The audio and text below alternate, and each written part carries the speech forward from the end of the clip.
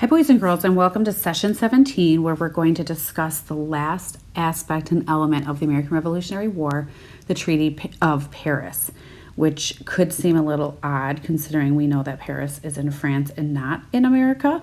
Why would the ending of a war between Britain and America occur in Paris, France? So you may remember from the last video we watched about following the battles that France played a major role in supporting the Patriots. So let's read to find out more about this Treaty of Paris and how the American Revolution concluded. Okay, we're going to use, and I'm going to do the same, this think sheet in order to follow along with a text, a small article about the Treaty of Paris. Something that is really supportive when we're reading articles online is notice the little two A's up in the top. If we click those, we can also then choose show reader view, and then it takes away all the ads and cleans up the article. So I'm going to use reader view and also copy and paste any text that is either interesting or important, and then lay it on the notability version of this think sheet. So you can just watch as I model this right now. So looking at this nonfiction article, I see it's titled Treaty of Paris, and I also noticed some headings. So what I want to be aware of is I noticed the introduction, and then the heading here, the Revolutionary War, peace negotiations, Treaty of Paris terms, Northwest Territory, Peace of Paris, and last Treaty of Paris aftermath. So I want to make sure that I don't write too much, that I only write what's really important and what's really interesting. I don't want to copy too many things. So the way I'm going to approach this is I'll read the introduction to get an understanding. And then after each section, I'll pause and think to myself maybe what was interesting and what was important just from that section. Let's go ahead and get started. The Treaty of Paris of 1783 formally ended the American Revolutionary War. American statesmen Benjamin Franklin, John Adams, and John Jay negotiated the peace treaty with representatives of King George III of Great Britain. So that means King George wasn't there. It was representatives of his. In the Treaty of Paris, the British Crown formally recognized American independence and ceded, which means gave away, most of its territory east of the Mississippi to the United States, doubling the size of the new nation and paving way for the westward expansion. So that tells me that the Treaty of Paris really worked in the American colonists' favor. But I don't want to take anything just from this paragraph because we're going to go into more specifics with these separate sections. So let's move on to this one, the Revolutionary War. In the fall of 1781, American and British troops fought the last major battle of the American Revolutionary War in Yorktown, Virginia. A combined American and French force led by George Washington and French General Comte de Rochambeau completely surrounded and captured British General Charles Cornwallis and about 9,000 British troops during the siege of Yorktown. When the news of the British defeat at Yorktown reached England, support for the war in America faded in both the British Parliament and the public. England agreed to begin peace negotiations with the Americans to end the Revolutionary War. So that sounds like a turning point. We had learned that the battle at Yorktown really signaled that they weren't winning anything, and it was becoming so costly they wanted to end it. And this sentence to me speaks to something very important, that it was after this Battle of Yorktown that England finally decided to begin peace treaty negotiations. And I feel this is a very important piece of text evidence, so I'm going to put it in the important column. Now, if I were to think to myself what's interesting in this article or this part of it, to me, it was really interesting to think that these American colonists who didn't have a very mature army, they were able to capture 9,000 British troops. So I am going to, so the colonists captured not only the general, but 9,000 troops. So I'm going to add a text box over here on the interesting side. Make it a little bigger, and then I'm going to hit paste. Moving down to the next section of the article, this one's all about the peace negotiations. And if we think about what a negotiation is, those are those conversations for each party to get a little bit of a compromise, right? So let's read to find out and determine what is interesting and important in this section. After Yorktown, the Continental Congress appointed a small group of statesmen to travel to Europe and negotiate a peace treaty with the British. They were John Adams, Benjamin Franklin, John Jay, Thomas Jefferson, and Henry Lawrence. Jefferson, however, was not able to leave the United States for the negotiations, and Lawrence had been captured by a British warship and held captive in the Tower of London until the end of the war. So the principal American negotiators were Franklin, Adams, and Jay. Franklin, who served as America's first ambassador to France, had been in Paris ever since the start of the Revolution and was instrumental in securing French assistance during the war. Peace negotiations between British and American diplomats began there in the spring of 1782 and continued into the fall. The British wanted to end the costly war, but peace negotiations stalled when England wouldn't recognize the United States' independence, a point on which the American delegation refused to budge. But after the election of a new, more pro-American parliament, Great Britain soon gave in and accepted terms of American independence. So when I think about this section in general, it tells me the people that were involved from America, right, to be involved in this discussion. But what really stands out was that they weren't really getting anywhere until there was a new election in Parliament that included more pro-American representatives, and therefore they were able to make some more negotiations with them. So I'm going to use that last sentence down here as what's most important and put this in here. Then I want to think to myself something that maybe isn't 100% important and needed to be included in a summary, but yet is interesting.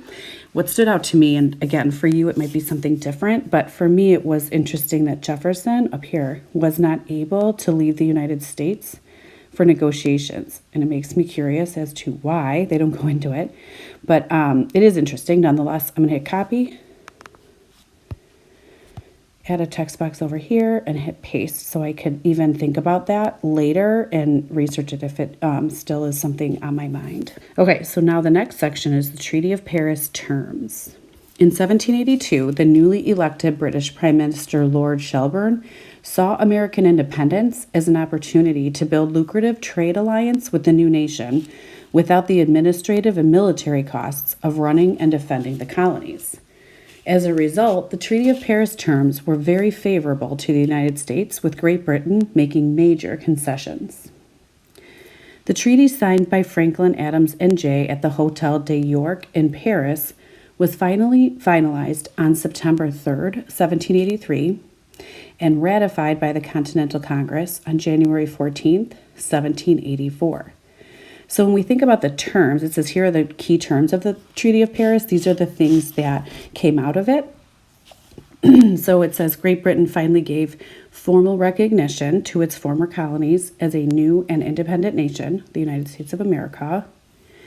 It defined the United States border, with Great Britain granting or giving the Northwest Territory to the United States. It secured fishing rights to the Great Banks and the other waters off of Britain/Canadian coastlines for American boats. It opened up the Mississippi River to navigation by citizens of both the United States and Great Britain. It resolved issues with American debts owed to British creditors, all those taxes, and it provided for fair treatment of American citizens who had remained loyal to Great Britain during the war. So a lot was stated in here, but in general, it seemed that what really stood out most important to me was that the newly elected, that is, Prime Minister, actually saw an opportunity to not take advantage, but allow America to become independent and also support British economy. So right here, and put this on the important side of our graphic organizer. And for me, what was interesting was to hear that the treaty was signed at what sounds like a very fancy hotel, right? But again, any of those different facts that strike you as interesting in your own watching and completing of this think sheet, there's really no right answer. Whatever is interesting to you. Let's take a look at the next section, the Northwest Territory. Perhaps as important as the United States independence, the Treaty of Paris also established generous boundaries for the new nation. As part of the agreement, the British ceded, which means gave away, a vast area known as the Northwest Territory to the United States. The Northwest Territory, which includes the present-day states of Ohio, Michigan, Indiana, Illinois, Wisconsin, and parts of Minnesota, it doubled the land area of the United States and helped to set the stage for the westward expansion that was to come over the next century. So a nice short section there, but I think what's really important to notice is that if it wasn't for this Treaty of Paris, we would not have been able to have been, at that point in time, granted that much area. So if we instead say, as part of the agreement, British ceded a vast area known as the Northwest Territory to the United States, we can copy that and put that in here. And on the other hand, I found it interesting, you may have as well, to find out that this Northwest Territory included Illinois. If I grab this,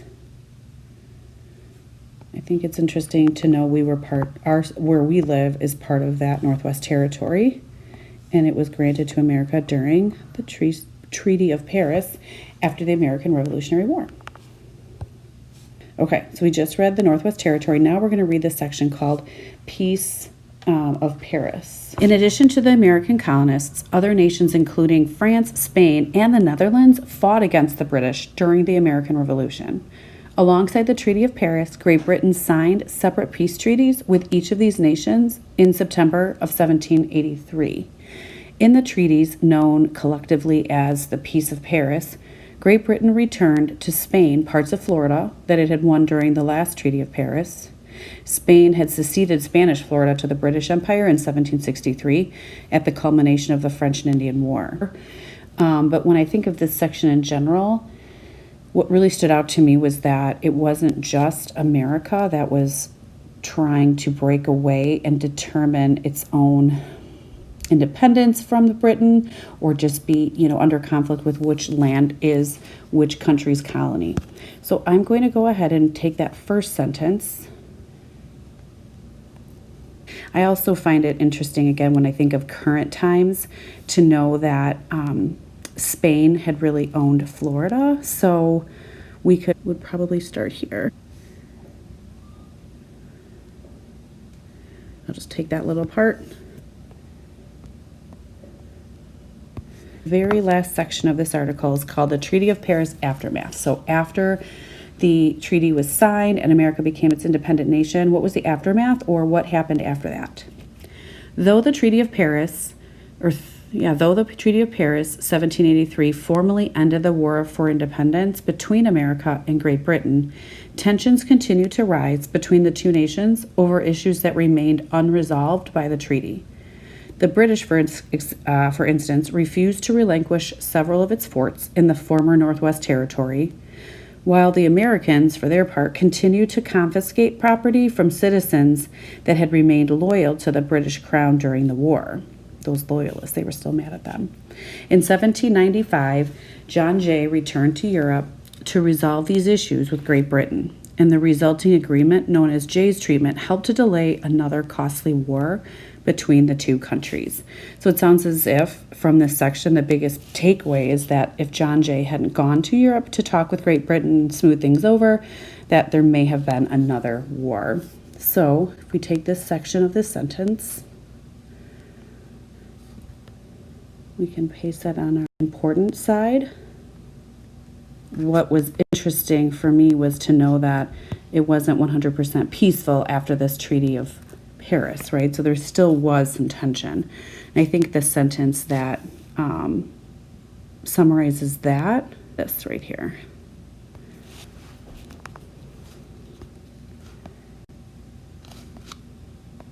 we were able to take an article that was a few pages long and boil it down to just these 1, 2, 3, 4, 5, 6 points and help us to better remember what we read. So now what you're going to do is turn and swipe in your digital notebook to this slide. There is a video called Lessons of the Revolution. It's a video, not an article, which means that as you watch, you may hear something that's important versus interesting and pause the video, jot it down in the appropriate column on the think sheet in your paper journal that you got out earlier. This is what you'll turn into your teachers.